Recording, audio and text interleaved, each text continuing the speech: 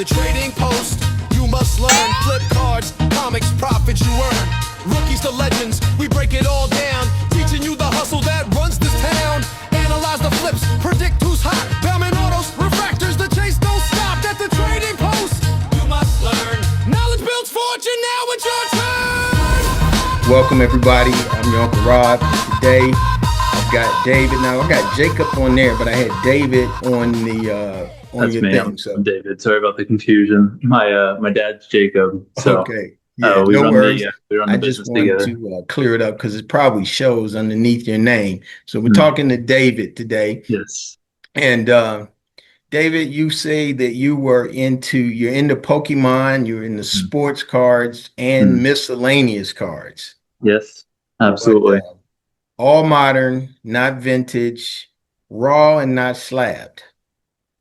So We that's do have interesting. some vintage as far as sports goes. Just I tend to stay away from vintage with Pokemon nowadays because I find that the market is a little bit lower and a little bit more niche with vintage Pokemon. Okay. You So let's talk about that. Let's start there. Why not vintage? I mean, what's the problem with it? Like say you grew up with this and you got some old Pokemon from the know. 70s. Why wouldn't that be valuable? Right. So it's very possible that it could be valuable. And when you're talking about vintage, the problem with it is you're talking about an all or nothing game.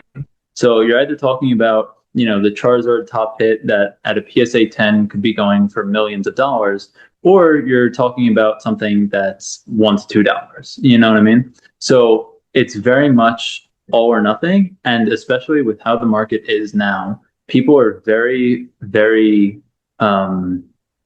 entertained by smaller or by perfect cards. So they're always going to be looking for something that's near mint, which is a problem for people that may have stashed away those older cards, and had that wear and tear back in the 1990s because people weren't really interested in Pokemon and didn't know that it was going to become as big as it is. So even though somebody might have something that would be, top, that could potentially be worth millions even at a 4 is only a couple thousand or a couple hundred or whatever it is. And in modern card collecting, if in somebody's head, if they're already going to be spending a couple hundred, couple thousand, then they're going to be looking for the best of the best. That being said, there are obviously exceptions, and there are people that have niches, and sometimes, even with modern cards, people will be looking for a PSA 7 or a PSA 6 or whatever it is. But typically, the large population of card collectors have, in my experience, been looking for near mint, centered, something that they think that they can grade, something that they view as the top of the line. Gotcha. Yeah. Okay, well, I mean, that makes sense. I mean, Mm. you got to figure back then, nobody would have even thought that these cards would be trading the way they are. So they had no Exactly. reason to keep them in good condition. Makes a lot of sense to me. Mm. Um, let's talk about sports though. Well, you know what? Let's stay on the Pokemon because let me get a little education. How Okay. do you, I asked the guy, how do you put a value? So I'm a sports card guy and we can Mm. get into sports, but I know how I prospect sports cards. I know how I determine what prospects I want to go into and where I think the value will increase. How do you Mm. do that with Pokemon? I'm hearing people say artwork has a lot to do with it, and I don't know what character. I mean, Mm. what makes a valuable Pokemon card? Honestly, it's very, very subjective. And I know that's not a great answer, but that is the answer. Okay. So, a lot of times, what you'll see with the market is you'll see something that's $40. Somebody will put $50 on it, and people will pass, pass, pass. I'm not going to pay over market. I'm not going to pay over market. And then all of a sudden, that random card will shoot up to like $90. All of a sudden, everybody's happy to pay 90 on it, but they still won't pay 100. Now $50 is suddenly the best deal that they've ever seen, right? Because the market's at 90, and it's very, very subjective because of that reason, where Pokemon has almost turned into day trading in a sense, Mhm. where people will see the new set for example, there's a new set coming out now that has megas. So all of the mega evolutions have been raising up in value. There's another set coming out in 2026 that people are excited about. That's going to be a 30th anniversary. So now people are buying up the 25th anniversary in anticipation for the 30th anniversary. And so the prices are going to be steadily going up until, say, a couple months before the 30th anniversary. And then they're going to shoot up, you know? That something like that is very, very easy to kind of prepare for. And that's, you know, where a little bit of experience can come into play as far as like risk versus reward and, you know, that kind of risk assessment. But then there's also cards that will shoot up out of nowhere, you know. For example, there's a Dragonite that's, you know, it's kind of sleeping. It's from Evolving Skies, which is, you know, a set that came out around 2020, 2021. It's a very good set, but the card was about $270, and within the past, you know, month, it has now shot up to the point where it's $600, seemingly out of nowhere. There's no hype build around it, you know. It's a nice card, but all of a sudden, you know, for one reason or another, that card just shot up, and it is what it is, you know. So as far as valuation of Pokemon cards, I would say that it's a lot of guesswork, but it's also a lot of luck, you know? It's a lot of educated guesses. It's a lot of, I like this card, so I'll hold on to it. I think that it is going to go up in value, or I think it's going to go down in value. And so for me personally, something that I like to stay away from is the brand new stuff, because Pokemon and cards in general, I'm sure you know, being a sports guy, they'll be up here, you know, when they first come out, and then within the next couple of weeks, it just shoots down, you know? Right. So that's something that I like to personally stay away from, and I like to kind of track down those cards that I personally believe in as going up in value over the next X amount of time. But so I didn't mean to interrupt you. You want to complete your thought, or? No, I was just saying that's just my personal opinion. You know, thoughts done. Yeah. Well, I mean, no, I agree. I mean, I'm a Bowman guy. I like to collect rookie cards, and I go for the Bowman first autos, particularly, and the numbered cards. I stay away from just the base chrome, but I mean, when the product comes out, everybody's speculating. It's always way overpriced. And I just wait for the cards to go down. I know the guys I want, you know, so I just wait for the cards to go down, and I grab them then, or I grab them all season. Most of the guys that I'm looking for, guys or girls, because I'm in the WNBA a lot now, but you know, I wait till all season. I'm catching freshmen that they put in the release, and you know, I mean, I go after it that way. So let's say that a new Pokemon product came out. This is maybe something I can teach my daughter. She's chasing. She was going after these EV chase cards in that set. I mean, would it be wise to watch a set come out, watch the cards that are going high, and then wait for those to drop and start looking for them? Or, I mean, how would you approach that? If my advice personally is you can never go wrong with an EV card. There are a couple, you know, Pokemon that you will never ever have trouble selling if you pick them up. You know, any evolution you'll never have trouble with, any Gengar, any Snorlax, and then some Charizards and some Pikachus, just because of how many of each ones there are. So if you pick up a valuable one, then, you know, it's going to sell pretty easily. But as far as if you're doing it for the chase, my personal recommendation and what I do is I typically buy whenever I have the money for it and whenever it's at a price that I feel the card is valued at. So if a card is $500 right now and it's going crazy and wild, I'll just hold off on it for a little bit, because that's for me. That's something that I'm happy to hold on to. That's my personal chase, whatever it is. You know, I'll wait for the market to cool down, and then I'll buy it for me. As far as something going up, it's definitely a lot easier whenever you're in the space, because you will hear about it. You know, when it comes to the Dragonite that's sleeping, I obviously could not have predicted that it would go up to 600, but I had it at a show, and one person, two people, three people came up to me asking about it. And so immediately that raises my alarms that it's popping up in price. So, and you'll hear that same thing across like Facebook Marketplace, OfferUp, eBay, Amazon, whatever you do, any kind of chats, as many people as you have in that field, the better, because you'll have more information coming in. Mhm. So my personal recommendation is that it's more about reactivity sometimes, instead of just hoping and praying. As much as it's fun to gamble, sometimes it can also bite you a little bit.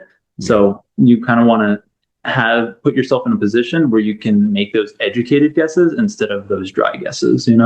Yeah. So now, how did you feel about cracking the wax? Just buying cards, pulling, and seeing what you get. Honestly, my luck has always been terrible. Some sets, like Journey Together, I was a huge fan of. Most people did not like that set. I personally loved it. I think that all the art was super cool. That being said, if you are cracking boxes or ripping or whatever you want to call it, Yeah. if you're doing that, you will lose money most of the time. And it's kind of like walking into a casino in a way, where you bring money in that you're ready to lose, Right. And that way you have the fun of ripping it, because that's, it's cards. That's the main fun of it. Like, yes, Yeah. collecting and finishing those sets is really fun, but, ripping, there's nothing better than ripping for a card and hitting the one that you want, Yeah. So, but at the end of the day, it's gambling. So the main way that you can make some money back is if you hit those PSA 10s, or you send them into any grading company that you want. PSA obviously being the preferred because it sells a little bit faster and it's a little bit more valuable. But if you want to go Beckett, hit that maybe Black Label, CGC, hit that Pristine, SGC for any sports or anything like that. Feel free. But grading is where you're going to make the money back as far as ripping. Yeah. Because it's straight from the factory. Nobody else has gotten a chance to look at it, so you have the best odds of getting that 10. Yeah. Well, I mean, that's where she is. That's where I used to be. I'm like you. I got no luck. So Yeah. I just chase the cards I want. I mean, I find them, whether it's on eBay or wherever, I buy low and I hold them until I can sell. Yeah. I never, ever pulled a great card. Yeah. So, but I know how fun it is. And I know that's where my daughter's stuck. She's 16 right now. So she's right into that. And Right. she's Yeah. loving it. But nobody knows gambling like we do here in Las Vegas, where I live. So I just need to let her know that Oh yeah. this gambling with my Trust me, money. as a fellow Las Vegasian, gambling is what we love to do a little bit, and that's why myself and my father, we actually we took it a little bit of a step farther, and we started doing mystery slabs. So what we do is we basically we buy at about 70% on those smaller slabs, say $25 to $40. We buy at about 70%. Sometimes slabs are a little bit harder to move. Sometimes they're easier to move, depending on the season, depending on the crowd that comes to shows. But we typically put the lower end slabs into those mystery slabs. We average it out, not trying to get anybody, steal anybody's money, screw anybody else over, But this way it's a little bit of extra fun where it's, people that pull cards, they love to rip, they love to, gamble a little bit. Hey, we're from Vegas, might as well, right? Yeah, no. I bought a couple of those packs, sports packs myself. I'm at shows. I'm the exhibit. I walk around looking to buy or whatever. I grab stuff, so I get it. So you're here in Las Vegas, huh? Yes, yeah, we Yeah. do every single Las Vegas show. So Okay. right now we're slated for Sin City, Genesis, PokeCon, Front Row, Las Vegas Card Show, Area 15, King of Cards, I think is what it's called, Yeah. Are and, they coming back, King of Rock Cards? Solid. Sorry? They're coming back, King of Cards? Yes, King of Cards. Even though from what we have heard, last time there was a little bit of an advertising Yeah, issue. It was struggle, hard to or get the tickets and all. you know, Um, something along those lines. We weren't there last time, but This time it's going to be on September 27th, I believe, Okay. with Sin City on that same weekend, Sunday, the 28th. So we're going to be at both of them Okay. on that same weekend. Well, I'll be at Genesis. So I'll Awesome, bump yeah. into you there.